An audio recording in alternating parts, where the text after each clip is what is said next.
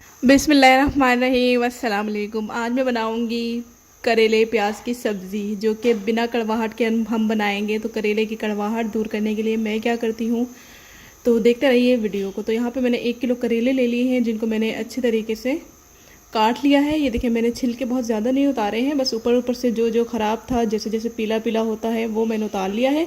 बाकी इसको मैंने बिल्कुल नहीं छीला है, ठीक है। ये लोग कहते हैं कि बहुत ज़्यादा कड़वे बनते हैं अगर नहीं छीलो।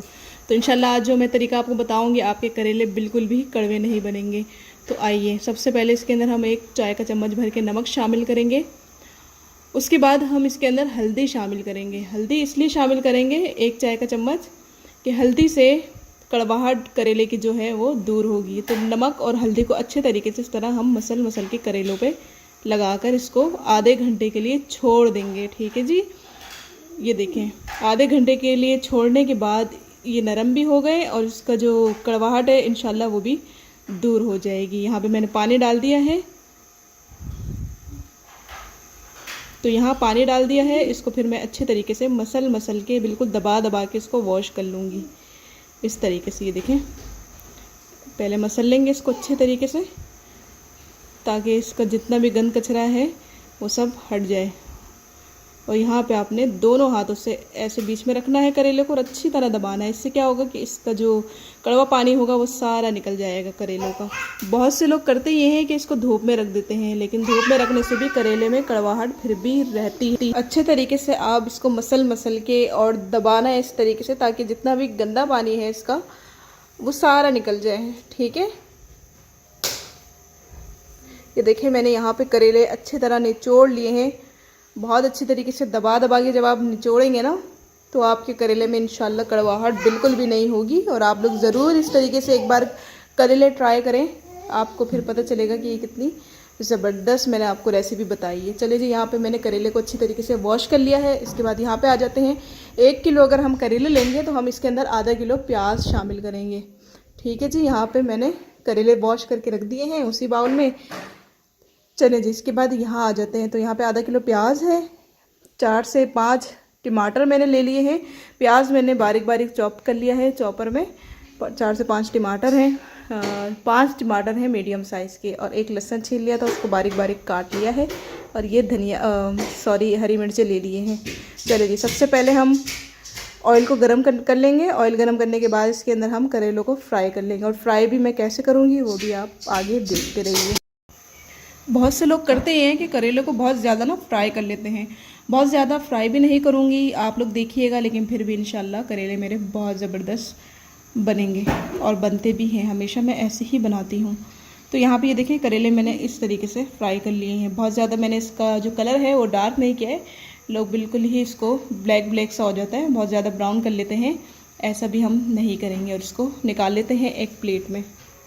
और जितना ऑयल है उतना ही हम लेंगे, बाकी इसमें से ऑयल में अलग कर लूँगी। जितना मुझे चाहिए मैं उतना ही लूँगी। तो यहाँ पे करेले जो हैं वो मैंने एक प्लेट में निकाल लिए हैं, और ऑयल मैंने कम कर लिया है। जितना चाहिए था उतना ही मैंने छोड़ दिया है। इसके बाद इसके अंदर मैं प्याज शामिल कर दूँगी, और प्याज को अच्छे तरीके से नरम करेंगे, इसको ब्राउन नहीं करेंगे।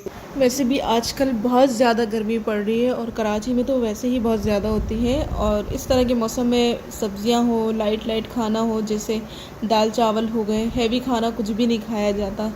तो आप लोग जब भी करेले बनाएं तो इस रेसिपी को ज़रूर फॉलो करते हुए बनाएं। तो इंशाल्लाह आपके करेले बहुत अच्छे बनेंगे। जो बच्चे नहीं खाते वो भी कहेंगे कि हमें भी खाना है।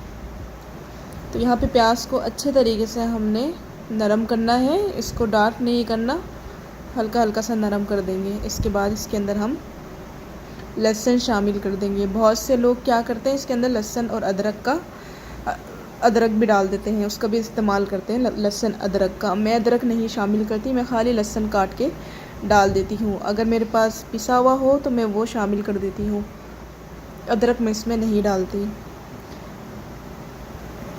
तो प्याज हमारी जो है वो नरम हो चुकी है, ये देख सकते हैं आप लोग। इसी तरह की हमें चाहिए। इसके बाद हम इसके अंदर टमाटर शामिल कर देंगे।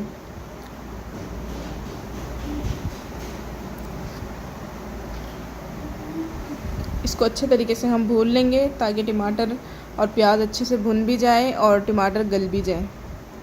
मसाले भी इसके अंदर हम शामिल करेंगे। चलिए जी, अब इसके अंदर हम मसाले शामिल कर लेते हैं। मसाले में मैंने हाफ़ टी स्पून हल्दी ली है, यानी कि आधा चाय का चम्मच हल्दी। 1 चाय का चम्मच मैंने नमक ले लिया है। थोड़ा सा मैंने और शामिल किया है। 1 चाय का चम्मच पिसी हुई लाल मिर्च ली है और 1 चाय का चम्मच मैंने कुटी मिर्च ली है। बस यही मसाले डलेंगे, इससे ज़्यादा कुछ नहीं हम इसके अंदर शामिल करेंगे और इसको अच्छे तरीके से मिक्स कर देंगे। टमाटर भी अपना पानी छोड़ेगा और इसी में अच्छे तरीके से हमारा जो मसाला है वो भुन जाएगा। चैनल पे नए आए हैं तो जल्दी से चैनल को सब्सक्राइब कर दें, बेल आइकन को प्रेस कर दें। अगर वीडियो अच्छी लगी तो जल्दी से वीडियो को लाइक भी कर दें। तो यहाँ पे इसको कवर कर देंगे 5 मिनट के लिए, ताकि टमाटर अच्छे तरीके से गल जाएं। चलिए जी, मिलते हैं 5 मिनट के बाद। तो 5 मिनट यहाँ पे हो चुके थे। टमाटर जो है आप लोग खुद देख सकते हैं कितने अच्छे तरीके से बिल्कुल गल गए हैं। इसके बाद हम इसके अंदर करेले शामिल कर देंगे। करेले शामिल करने के बाद इसको अच्छे तरीके से मिक्स कर देंगे।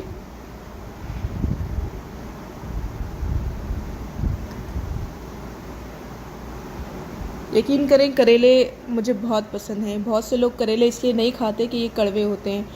इस तरीके से जब आप बनाएंगे, बिल्कुल कड़वाहट निकाल कर करेले बनाएंगे, तो सबको आपके करेले बहुत पसंद आएंगे। यहाँ पे मैंने हरी मिर्चें भी शामिल कर दी हैं, चाहे तो बारीक बारीक काट लें। मैंने बीच में से 2 टुकड़े करके डाले हैं इसके अंदर, क्योंकि मुझे इस तरीके से अच्छे लगते हैं सब्ज़ी में। हरी मिर्चें मैं गोल गोल काट के नहीं डालती। अगर आपको गोल गोल पसंद है तो गोल गोल डाल लीजिएगा। चलिए जी, इसको कवर कर लेते हैं हम 10 से 15 मिनट के लिए। तकरीबन मैंने 15 मिनट के लिए कवर किया था और माशाल्लाह बहुत ज़बरदस्त इसकी खुशबू आने लगी है और करेले की जो सब्ज़ी है वो बिल्कुल रेडी हो चुकी है। करेला प्याज हमारा बहुत ही अच्छे से रेडी हो चुका है। करेले तो मुझे बहुत पसंद है, चाहे वो कीमे में बने हो, चने की दाल में बने हो या भरे हुए करेले हों। करेले मैं बहुत शौक़ से खाती हूँ क्योंकि मुझे बहुत अच्छे लगते हैं। इसके बाद मैंने इसके अंदर धनिया भी शामिल कर दिया है। धनिया भी मुझे बहुत अच्छा लगता है, तो इसलिए मैं हर खाने में मेरी कोशिश होती है कि मैं धनिया डालूँ।